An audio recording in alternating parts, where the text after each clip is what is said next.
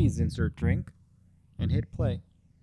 Hey guys, good morning, good afternoon, good evening. Welcome to BlueRayDismay. I have my two counterparts with me. The Right Honorable Javier Ian Marcellus Ignatius II Esquire. Jimmy. Back from the dead. Back from the dead. And Bruno Diaz, a.k.a. Johnny C., a.k.a. Johnny Walker. Johnny C. John Walker. Hey guys, thanks for joining. Tonight we are doing Parasite, which was... A fifth of.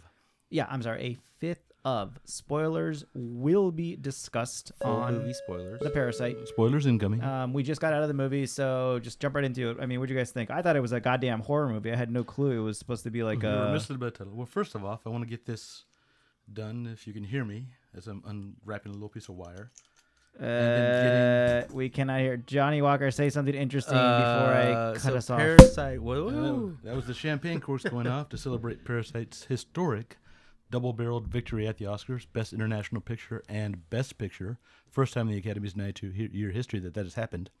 Also won in two other categories as well. I quickly tracked those down, but it was a massive win overall for a international picture and a Korean picture especially, so it's groundbreaking. So this was Yeah, filmed what were the other in two? this was filmed in North Korea. No, South Korea. Oh yeah, I get those confused. Yeah. Although I'm sure... Do you? I'm sure... They even make a joke about the 38th parallel, for Christ's sake. I'm pretty sure that in North Korea... in the mountainside of Cali, Colombia, where I'm from, John Daniels here. Apparently, they have such an educational system, you don't know the history of the Korean War. No, man. Caves don't know about Yes, this is true. We bunker down in our bunkers, and we don't... It's all the same to us, right? that. You gotta... What'd you guys think? 30th parallel. Was it good? Was it not? Did it suck? Was it Was it fun? I thought it was funny, dude. I thought it was pretty cool. It's a Yeah, black comedy. I was actually surprised at how engaged I was, even though I had to spend the whole movie reading. Yeah, you get used to it after a I'm while. not used to reading. Everything's on YouTube and stuff, so like I don't read anymore. Having consumed a lot of anime, probably more than is healthy, I'm well used to the reading. Yeah, I'm used to subtitles at this point. I don't was put able to any follow the subtitles on movie ever and- on anything, Yeah. even if it's in another language. I'd rather just watch it like the movie. We're just like, trying to get it. Like, all right. Yeah, well, I'm glad you're able to keep up. Yeah. and ingest the movie. Multi-thought lingual. I can think about what they're doing. But yeah, it was good. I mean, it's a Korean movie, like all, good cast. I know the main actor, the dad. No, you don't. He's in a bunch of movies. He's in The Host, and he's in, Come on. Snowpiercer. Yeah. Never heard of them. What, you never seen What? Snowpiercer? You never saw Snowpiercer? When did it come out? 2009 or something, I think? 2010? 2013. That's 2013. too old. What are you Yeah. doing, man? It's got Chris Evans, Captain America, talking about eating babies. Come on, man. Yeah. Never seen this shit? Maybe it's worthy. Anyway, I'll say the point is you were engaged because the actors did such a tremendous job across the board of conveying their Yeah. emotions and actions in a very international fashion of actually acting. Kong Acting Ho sincerely. Song is the main dad actor in Parasite. And he is also in The Host, which is the same director that did The Parasite, and then Snowpiercer, same director as Parasite. So that's why I was interested in seeing this movie, is because I knew it was from the same dude that did. Dude, I was interested because I thought it was a horror movie. Why? Yeah, for some reason I read also. Yeah, I read was it a too. horror It movie, said it but was like I a tried to steer suspense. clear of whatever this movie was about to like go in fresh, which I'm glad I did, even though I got misled somewhere. I don't know how. You saw the title and assumed horror movie somehow, I guess. No, I read Maybe somewhere. I don't know where. I don't think that You was read it. somewhere. You I claim think- you're trying to avoid steering clear of any indications. And then the That's only Johnny Walker. No, I mean, me and you were both saying the same thing. Jimmy's the one trying to turn it around. Somehow we were led to believe that this was like something was like a Parasite horror movie. Yeah, that's what I thought. And I read it. I thought I read an article about it too. Yeah, And like, same thing. And that's when I was going to. I was like, oh, it's gonna be weird, or Yeah, there's gonna I be was like some waiting. Kind of, I was like, oh, some shit's about twist to go or down. something like that. But and then the only twist was, it's just a dark comedy, it's a I black guess. comedy. Yeah, it takes a nice like 90-degree turn near the end there and starts getting real serious. Yeah, Bong Joon-ho is the director. Yes. Thank you. And like I said, he won several Oscars. He walked away. He kept talking about it. If you can pull it up on YouTube, he would talk about his acceptance speeches. Every other time he came up, he was like, I'm going to start drinking now. So man after my own heart there. That's the time. Pretty good. And I like But yeah, it, they so. swept up. What do you think about the story? Was it believable? Was it not? Was it funky? Was it? I thought it was really funny. Yeah, it was great. It was just pretty a unique. co- It was pretty cool. Yeah, the storyline was as far fetched as it was. I was like, holy shit! I could totally see some crazy ass broke ass family coming up with some sneaky conniving plan to overtake this, like the taking job advantage of rich all the jobs, rich, all the jobs. Rich people that have too much money, they don't know what to do with, literally, except throw at people. Every day I'm hustling. Yeah, Hustling. Yes. I did feel bad for the businessman father that was shanked at the end. He didn't know what the hell's going on. Unfortunate. The poor people don't say it. Like the poor dad's like, why don't these guys are nice? They're just rich and give us money. Yeah, they're nice. They're very nice people. Yeah. Who said that? The father figure. The bum father, the bum dad. Oh yeah, not the rich dad. It's pretty funny. It's like there's this clear class divide, but there's not a whole lot of rancor on it. Not a us versus them so much as you've got money and we want money and we'll be doing things to get money from you and you seem to be happy to give it to us. Yeah, they're in some basement, like capitalism, y'all. Dwelling, just the family. He was was he a driver beforehand? He was. They said he drove at some point. But that was recent. his old job. Yeah. So driving and valeting. Yeah. Valeting. Yeah, that's what it was. Yeah. And then they were folding pizza boxes, just doing whatever. The kid left school, he said, or he wasn't going to university. I guess he already graduated, right? No, he didn't go to university. Yeah, because it's too poor. Yeah. No, he's a high school graduate though. Yeah. Yeah. So that's why he never went. And his friend was like, "Hey, I'm a college student tutoring this kid, this young girl from a rich family." He's like, "Yo, take over my job, make some cash. Obviously, you guys, your family needs it." Right. And what was the rock that he gave him? I don't know what the hell that rock was. I missed a couple of seconds of dialogue. Korean culture. To give somebody a rock? No, scholar rocks. They're like specific rock formations or pieces that were found in the studies of monks and scholars. That's the name in English, scholar rock. And then he got his head bashed in by it. No, right, but how did he get it? Like his friend gave it to him. His friend's grandfather gave it to him. Gave it to the kid? Yeah. He was like, "Here, give this to your friend." Yeah. Yeah. Okay. That's the part I was mixed up on. I was like, why does he have this rock? It's one of those little weird bits of, I guess, there's weird things of Americana people don't understand internationally. That's one of those little bits of Korean culture. That's part of what it gave it. No, it's a scholar rock. Yeah. Because he's a smart kid. Do well or whatever. Yeah. It's like a fucking trophy or something. Right. But I'm saying there's this whole, the whole thing with styles of rocks are collectible and. Yeah. And he was into boring. All right, next, please. Talk to me about something other than rocks. Anything except rocks, please. Well, and it's part of it. What gave it such flavor is the international aspect of it. It's like talk about the coronavirus or some shit. All right, let's take shots. International culture. I'm trying to understand the movie I just saw. Silence! They even make little jokes about it. On the podcast? Oh, yeah. I mean, not silence. Hold on. Pardon us for 3 seconds. We have to take this shot. 1, 2, 3. Cheers up. Yeah. What the point I'm trying to make is, I find it interesting. Go ahead. It's so thoroughly Korean because they just keep noting, they make little references to things that are so Korean culture. Nice shot. As they should. Yeah, dude. It's like when the businessman is interviewing the driver and he's talking about him. He's like, "You seem to know the streets pretty well." And he says, "Everything below the 38th parallel." What does that mean? Does that mean like hell? Oh, okay, that's what I got. No, it's the border between North and South Korea. Yeah. Oh, that's the border? Yeah, the 38th parallel is where they more or less settle on the border. So he's saying he's South Korean. He's not from North Korea. Yeah. It's a joke. He's not a refugee or anything. Yeah. Dude, it would suck to be born in North Korea. And he knows the streets well. Yeah. Yeah, dude. It totally suck. And then another little thing when the lady's talking about how they want to lay out the table, she references a famous Korean battle in this the crane. Oh, yeah. Dude, I don't know all that fancy mumbo jumbo. Well, I mean, I picked up on that, not even knowing about what she was talking about. It's just imagine some American housewife saying, "I want these tables laid out like the Battle of Midway." Yeah, like the Battle of Gettysburg or some shit like that. And then I love how they're like, "It's from America." Yeah, it's great. Yeah, it was imported from America. It's gonna be good. Yeah, right. As opposed to us being like, "Oh, it's imported." From that was a reference to when they asked about the quality of a tent in the outside, and they said it's from America. and his bow and arrow, and he was in this Cub Scouts. Yeah, it just goes to show this cross-cultural pollination. Like, we're fascinated with things from foreign countries. People from foreign countries are fascinated with American things. Yeah. Cool. Who doesn't love samurai swords? That's true. It always looks cool. You can just hang it up on any wall or anything like that. Yeah. Oh, it's a samurai sword. What is it? Hiroshima? No. Who's the guy from Kill Bill 2? Oh yeah. Hataro Zanzi. Hanzo. Yeah.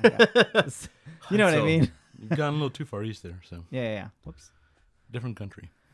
All Cool. It's like if I called you El Salvadorian when you're Colombian. No, I was referencing.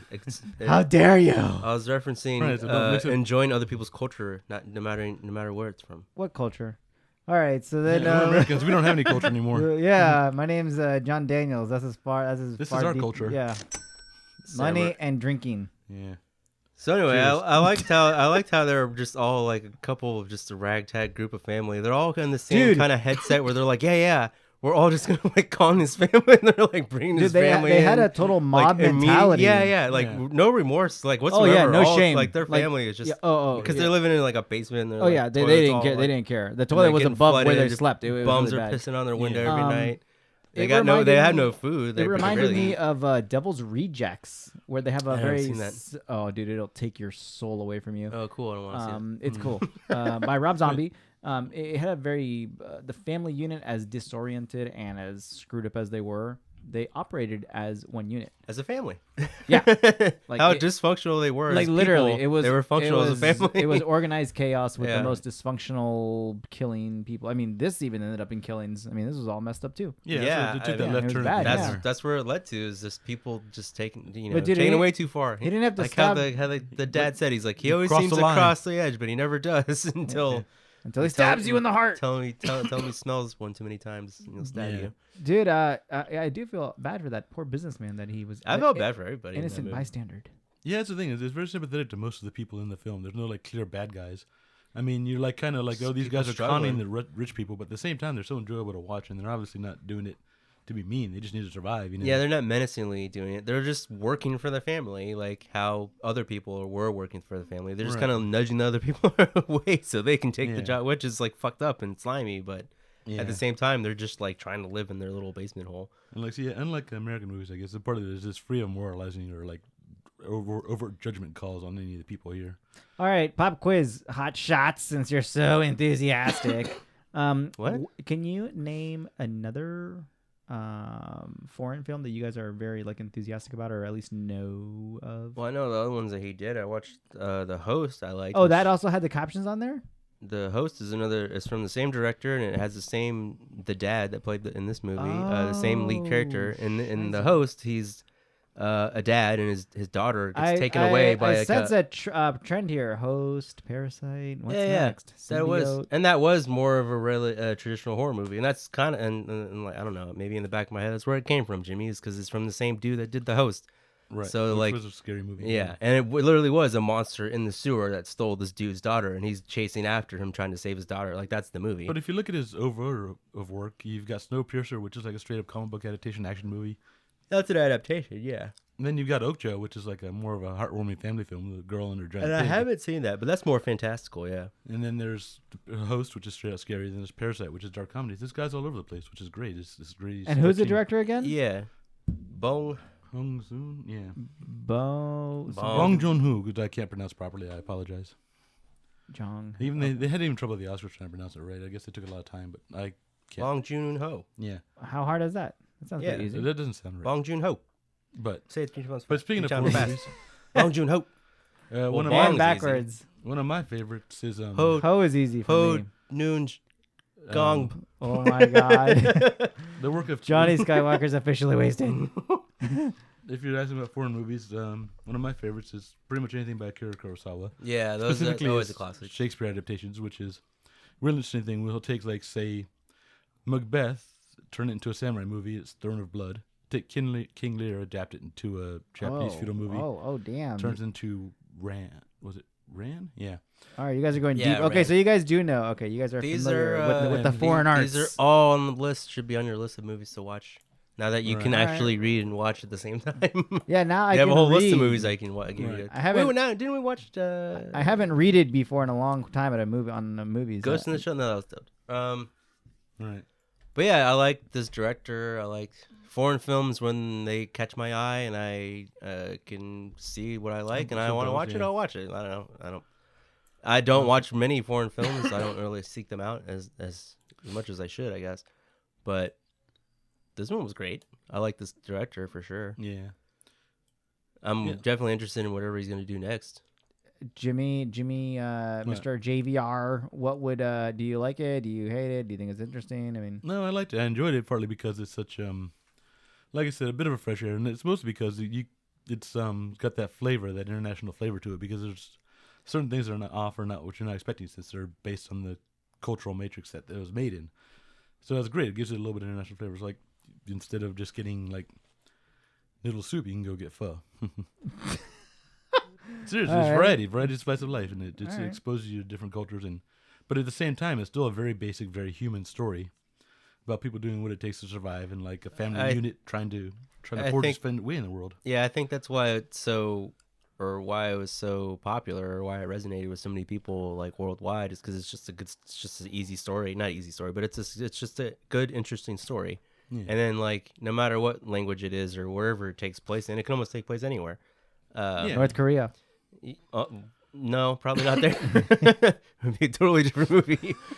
But I could honestly see that taking place in the United States. You can make it. Yeah, you can easily kind of adapt this movie into it to a different. You can make it Danish, but you don't need to, because it's so good that it just put the subtitles on and you're good to go. So and that's why it's so. I think that's for why this it's so movie, good. I would totally put the subtitles on. All other movies, I would not have. I hate subtitles or captions. At least it takes away from the actual like footage. Oh yeah, it takes away. I mean, you're focused on 10% of 10% of the screen versus 100% of what the director intended you to watch. On the other hand, I noticed like some of the most powerful scenes where he knows what's going on. He's like he takes out the dialogue and just puts the music while things are happening, so you can just focus on the action. Mm-hmm. Like one of my favorites when they're all grabbing for the phone, there's the music crashing on. They're not talking; they're just all grunting and grabbing. Yeah, that was a cool scene. That was a cool little scene. That was all purely visual and musical. That was really cool too, because no dialogue there, right there. The quick little shot, like the dad sees him. She turned for like one little second and just boosts up and like rams her. Yeah. I didn't even even the way it was shot, like it was shot so cool. Quick. I was like, cool. Sweet. Yeah, I barely caught it. Later on, when the old guy is leaning over the body of the son that he attached with a rock, he's got this nice little laid out shot. His head's laid out. Then there's the red blood and then the white plum juice, and it's all very cinematic. A little bit of Hitchcockian too. Yeah. And actually, I want to talk about that. This guy actually acknowledges the influence of Hollywood upon his life and his filmmaking, because he specifically called out 2 directors in his Oscar acceptance speeches. Who? Do you know? He called out Martin Scorsese. Oh, of course. Saying Martin Scorsese inspired him. And then he talked and he thanked Who didn't he inspire? Dude, Martin Scorsese inspires me. You need to pull it up on YouTube. Pull up his acceptance speeches. No, we don't want to watch that.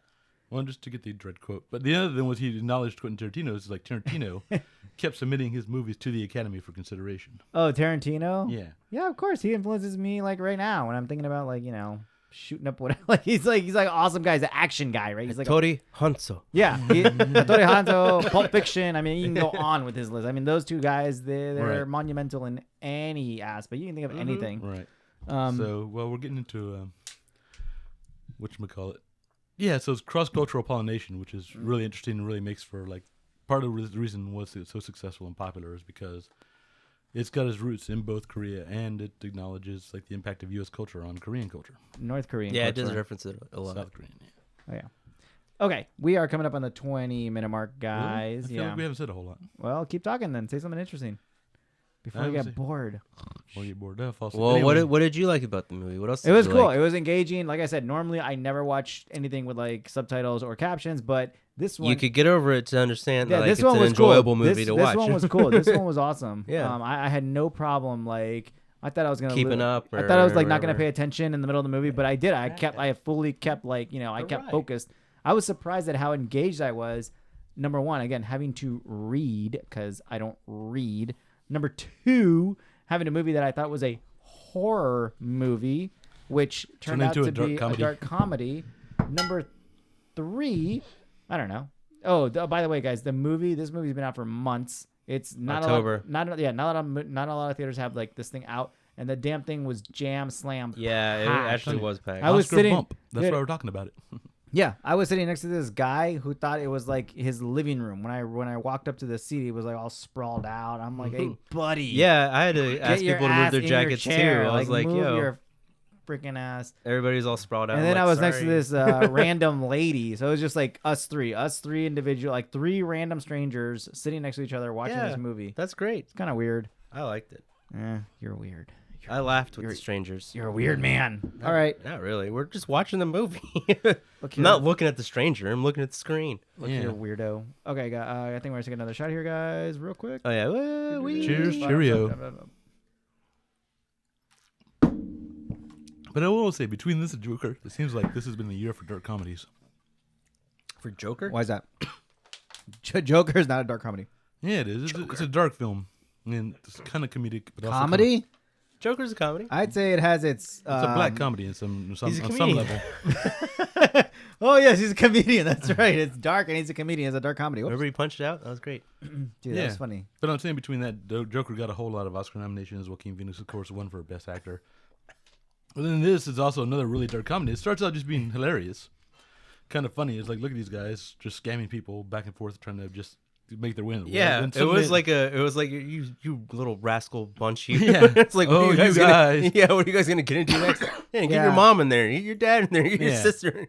I attack someone with peaches. Literally, yeah. The peaches thing was funny. That was maniacal, dude. That was like the funniest part of the movie for me was when the girl, they're all fighting over something. The phone. And the girl runs to the kitchen. I thought she was gonna grab a bat. Yeah, or one of the fancy heavy water bottles. I thought she was gonna hit her over the head. Yeah. I thought she was gonna bonk her on the head. No, she went and grabbed all the peaches and started pouring them all over her face. That was great. The woman with the allergy. Yeah, that was great. That was great. And then suddenly it like gets sinister and more vicious. And suddenly, you got someone living in the basement like Anne Frank. And that was great. And you got people getting murdered. It ends in a murder spree. I was laughing my ass off when I was like, just another family down there. It's just another dude living in the fucking house. Yeah. I was like, this thing is already going on. Like this poor family. Like the guy, I don't even know about it. There's like the people living in the basement that don't even know about it. And then the whole people that literally work in your house are screwing you over. Hidden connection. Did you guys catch it? The guy who lived in the basement ran the Taiwanese cake shop that the dad from the other family got fired from. What? Because they folded. Because he mentions it between like being a driver, then a valet, then he worked at a Taiwanese cake shop. Yeah, I got that. I thought that was like not a literal connection, but just like it's a connection. Was that literally the same one? I thought it was just that they had a weird tie. Like that was a weird tie. But it's like the tie, yeah. So he was his boss? He might have been, or the owner, but it's like how often do you talk to the owner of your company? But he was working at the Taiwanese cake shop, then he got let go. And the guy's talking about, I ran a Taiwanese cake shop, I went into debt. Oh, with the loan sharks? He lives in a basement, yeah. In a hole. I don't know. Economics, man. It affects all of us. But for a while there, when there was like the reveal with the dude living in this like a little bunker, and it's like a toilet, and I was like, are they gonna move in with these people? Or I was like, they're gonna like literally move in with this family because it's like strange little. When they're like looking around, they're like scoping it out. They're like, this is better than my little basement or something like, or like kick this other family out, and then they're gonna move in and like come over, like take over or some weird thing. It was they already a strange did. setup for sure. Yeah, I was like, what is gonna happen here? But instead, they just left her to die with her peach. In concussion. Yeah, in concussion. That's kind of what it did. Oh yeah, true. And it sucks too because then her husband went crazy. And they're not complete bastards. The dad is because he's like, I don't care. He's like, I have no plan. I'm just gonna like let her. He's like, I'm not even thinking about it. They killed a poor old lady. Well, I mean, the dad especially, but at least the kid was like, we gotta go. The kid was like, I'm gonna go fix this. I don't know if he was bringing the rock to bash his head in or what, but. Yeah. I think that's what was going to happen. Dude, the kid left him for dead, man. He left him down there for days without water and food. No, it was like one day. Was it one day? Are you sure? Yeah, because it was overnight. Because it rained. It was the next day, yeah. Oh, okay. It was literally the next day. And the girl was like, we're going to bring him food. And she's like, yeah, they got to be hungry down there. The mom even said it. Yeah. And she was like, oh, we were crazy last night. We'll get over it. Like they were getting ready to cut a deal or something like that. And the girl, too, she was, they were trying to go bring him extra food, like make amends. And I swear to God, I can't get over the fact that I walked into this thing thinking I was going to watch The Grudge or some shit. Like a total horror movie. And but I was pleasantly surprised. Yeah, I was too. Like when they opened the basement to the drawer, I was like, oh, shit's going to like, there's a monster down there or something. Yeah. But I was like, just different kind of monster. But yeah, great all around. So that's why I appreciate it. It's got a really basic universal story, but told with a very distinctive flavor. And that individuality is partly what makes it so universal. So if you haven't seen it yet, you should have been watching it before we talked to you about it. It's a pretty cool flick. Yeah, it's a pretty cool. Yeah, I don't know, like compared to the other like Oscar Best Picture, I'm like I have to see a couple of Dude, Joker should have won everything. That's all I gotta say. Joker, I don't know. I like this better even than Joker. Even the foreign language section. I swear to God, I'm not joking. Yeah. No, it's international pictures now instead of foreign language. Same difference. International. Yeah. Dude, same difference. Rose by any other name. Yada. The Mexican section. He should have won that one. Yeah, for sure. Joker. Hey, Joker. I thought he was Puerto Rican. But I don't know. Where do you guys line this up against the other? Joker. Joker should have won. For the best picture? You really think so? For the Mexican everything. Yeah. I don't know, because I haven't seen 1917 or True. Marriage Story. True. Okay, I'll give it to you guys. There is a lot of crap that was nominated that I just haven't I missed a lot seen. this year. I missed it, and we weren't prepared. And guys, we were trying to tee up And if you... What? Sorry, go ahead. No, just saying we were trying to tee up some Oscar reviews for you, but Jay went and got the coronavirus and somehow I had the superior Modelo virus. Yeah. the superior Modelo, yes. He had the Modelo virus. Yeah, I mean, the literally, Modelo he was virus. on his deathbed, and I was like, "Hey, asshole, we got to record this podcast. Get up." I was like, I'm fine. Go on without I was me. like, dude, alcohol kills bacteria, so we made him take some shots. He's here coughing his brains out. A little as you rye can will hear. make you feel better. But yeah, dude. Next time, instead of going to some cave hole in bumfuck, you should go to Ra's al Ghul's little, pit. That's what... And get That's what he's recovering from. What? Didn't you not read what I Oh, wait, told I you just to outed read? him. Hold on, stop. Yeah. Stop talking. No, You totally missed... Oh, I don't read. I just. Ouch. Right over your head. All right, Yeah. so the other nominees for International Feature Film of the I Year get it. are Corpus Christi, Honeyland, Les Miserables, The Miserables. Pain and Glory, and then Parasite. So Parasite, compared to these other, I mean, obviously, Parasite was way more Speak. heavily advertised throughout everywhere. Like it was actually shown in theaters It was the breakout. across. It broke out. People actually enjoyed it. You know? Well, I mean, like for 1917, International Movie of the Year, 1917. I'm seeing like that's why it's the clear winner for that category. But for it to go from International to Best Picture again, yeah, that is crazy. I almost think I like The Irishman better, but Dude, The Irishman, grab your ass pillow. That's all I gotta Yeah. say. What are you talking? It had a great first season. yeah, It was good. It was good. It was good. Anyway, Rocket Man. but that's it. Like I haven't seen 1917. I want to. Okay, so here are the Looks like nominees: fun. Ford vs. Ferrari, Irishman, Jojo Rabbit, Joker, Little Women, Marriage Story, 1917, Once Upon a Time in Hollywood, which I totally forgot about, and Parasite. Little Woman. Yes. And Little Women. But So there's a lot of movies, but I'm surprised Birds of Prey didn't. Oh no, it's after it's busy. failing. it's busy It's dying busy somewhere. dumping at the Yeah. box office. Yeah, what is it? Trying to make a joke about Um, trying to fly with a broken wing or something. No, trying to fly with no wings. Yeah. I think it racked in opening weekend at 33 million. It was like 30. Birds of 32, Prey, 38 and I or think the something production like that. budget was well over 100. Oh yeah, Yeah, it's a flop. They said it's gonna be hard to make money on the movie. Yeah, which is like, crazy. and they even went so far as to change the title. Previously, Did they? I don't know if they did. I don't know. Yeah, they did. Yes, they did. Previously, They it did. was Birds Yes, of they Prey or the Fantabulous Emancipation of Harley Quinn. or the something. fantabulous So and they the did- fantabulous emancipation of one Harley Yeah, Quinn. so I I looked at the believe one. that was the original title. So they did change it. And thought then the now it's next just one is what is it? Birds Javier? of Prey, Harley Quinn. Yeah. Now they shortened it so everyone knows what the hell it is, even though Yeah. no one cares.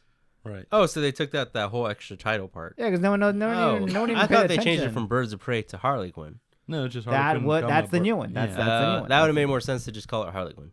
Birds of Yeah. Prey, not Birds of Prey. And Harley apparently, Quinn. yeah, They, so- I don't know who the hell. Who? Like what? What the fuck are these people doing? They're doing jack shit, losing money over there is what they're doing. Yeah. Right. Some executives are gonna be in trouble. Whoever named that title, that movie, Oh, that's millions right there. Emancipation. It's literally Dude, millions. I didn't even know what the hell emancipation was. I had to Google it. Oh, come on. I swear. Really? Just kidding. Maybe. Hmm. All right. So back Well, to yeah, emancipation. Yeah. Overall, love Pour a shot. Parasite. Come on. Who wants to?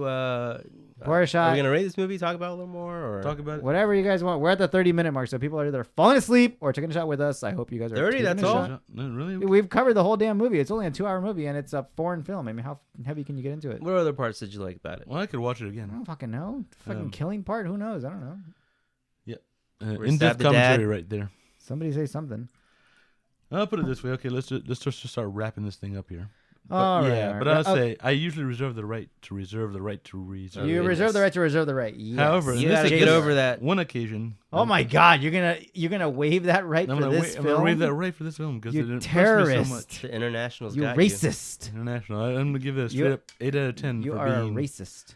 A well-directed, well-acted, you're like the Oscars darkly comedic movie. Dude, you're supporting. You're like the Oscars giving it Best Picture and International Picture.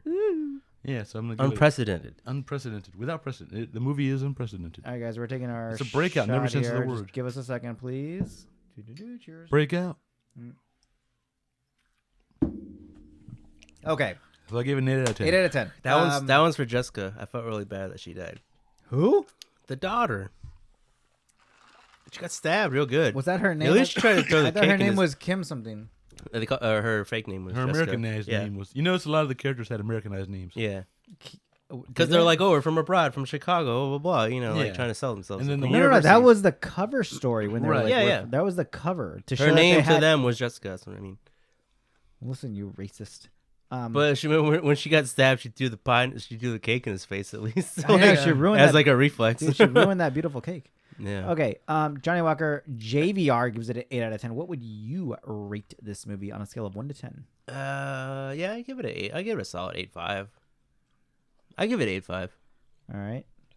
Just for being as engrossing as it was. Did you just call it gross?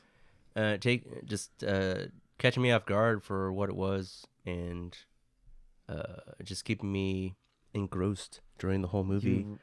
As I can read and watch. Dude, I can't read and shit. I'm a millennial and I don't read. I watch TikTok videos and be entertained at the same time. Okay. I still watch Vines, yo. Dude, what is Vine? That's old. That's 2014 stuff. Vines are on my MySpace. Okay. On your no, Friendster. Friendster. Yes, Friendster. Okay, guys. John Daniels here from Cali, Colombia. And yes, I appreciate the fact that Kim Jong-un allowed the recording of this film in North Korea. I thought it was a good film. I thought it was engaging. Like I said, I would rate it like because of the level of engagement, and I thought I was gonna fall asleep through it because it wasn't a horror movie. Number one, and number two, because I had to read the whole goddamn, and it took away from the whole screen. Like for me, I have to like watch the like. Wouldn't that keep you awake? Yeah, it makes me fall asleep. So. I will give it an 8 out of 10. I am agreeing with JVR. I thought it was very cool, very very different, dark comedy, like you guys said, and shit that you'll just never expect. Used to something that you're used to watching. Yeah, it pulled me out of my comfort zone. I definitely which I can appreciate that. Yeah, it pulled me out of my comfort zone. That's why I wanted you to see it too. No, it was cool. Like, it was cool. Yeah, and I respect that. Like I know it's different and stuff like that. We don't have too many Koreans. Yeah, we don't have too many Koreans in Cali, Colombia. You got to see Snowpiercer. Listen, actually, yeah, you do. Are you guys being racist right now? No. Okay, so listen, this movie is cool. With a K. You guys, everyone listening, should definitely check it out. And like I said, it's just different. Just get ready for something different. For me, it was out of my comfort zone, and it was something that I'm not normally used to. But hey, I respect that, and it was cool. And the director, I don't know his name, but much props to him. But that's pretty much it, guys. I mean, any final thoughts before? Okay, that's the director. Any final thoughts before we close out, guys? Yeah, I liked when the mom was the hardest one to kill. She actually killed the dude with the knife. I think that's any mom. Yeah, any much, mom. Yeah. Any mom is tougher than the rest of the family. Yeah. Much props to all the moms out there. Every mom, all you future moms. But yeah, many props. Felt bad for the daughter that died. That sucked. Dude, really she was a sacrifice. I really thought that the girl was gonna live and the kid was dead because they showed him die so vividly. Yeah, that totally took me off guard. And then the dad disappearing. I didn't expect that at all. Freaky as hell too.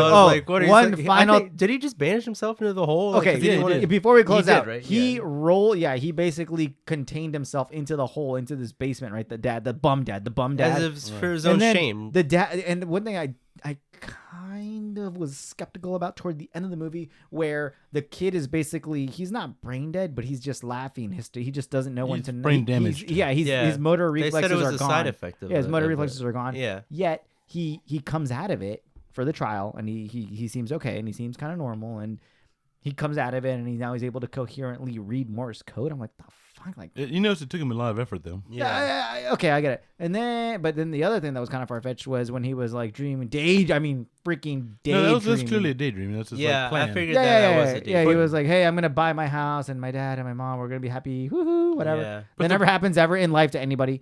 So, but that's his plan. But the brutal reality is they show you in the movie, he's still in that basement apartment. Right, he was still in that shithole, in that little that place was crappier than the mountainside that I used to live in as a young child in California. At least the mountainside elevated. Things. Oh, the mountainside was beautiful. Oh, I mean, beautiful ground. Okay, so and it is weird to think about like him, like that, like. He's like, I'm gonna just live in this hole. He's gonna live in the hole. I'm gonna live in the hole where the toilet is above his bed and all kinds of stuff. Yeah. But yeah, guys. Okay, I think we're gonna wrap it up. Everyone. Also, yeah, I think it's I don't know, just the power of family too. Like even though like his dad, even him, all in the conversation he had when they were in that in the stadium after they got flooded. Where he's like, "What was your plan?" He's like, "You said you got a plan." He's like, "Yeah, I just give up on everything, blah blah, whatever." Dude, those words are the words of a bum. I know, and that's why his kid was like, "Don't worry, I'll take care of it." Obviously, you're not going to do. He's like, "I'm going to." That bum dad was a true bum. Yeah, and he deserved everything he got. Yeah, because he's a bum and he's a scumbag and a con artist. All true, and then and that's why he was, and the power of family. Like you're not, and then. Just like the fact that he even cares about his dad still enough to be who are you calling a scumbag to read to transcript the code and like try to have that dream of like going to save him, or like not even you don't even have to buy the house, you can just get him out of there at some point. Like I'm gonna buy the house. Oh, by the way, there's can I get my dad out of the basement? By the way, there's a crazy psycho killer in your basement. I just gotta evict him real quick.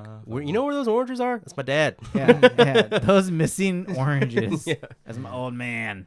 We always buy a dozen, but there's only 12. There's only 10. There's only 10 There's only left. ever 10. Oh. Dude, that'd be freaky if you went into your kitchen and you started losing your food. Oh, what else? Another thing I was going to say in the very beginning. Sorry, it's going on so long. But this has happened in real life in America. What? Some dude? Where people have been living in people's attics. I would blast that mofo right in the face. People have been living... I've heard about this. I've read articles about this happening. Literally. People get caught living in people's attics, caught living in people's basements. Blast. Some dude got caught living in some girl's closet or some weird shit. Oh, like that. the closet. Yeah. He kept going into the closet and he kept putting it on her clothes. Yeah. Like there's was this it R. crazy... Kelly?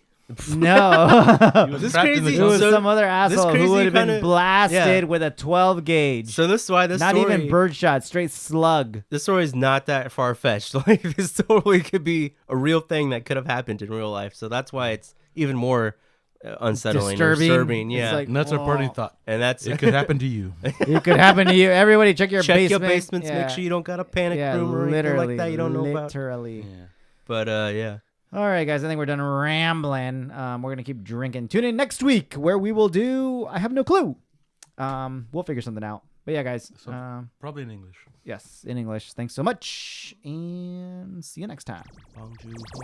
Bonjour.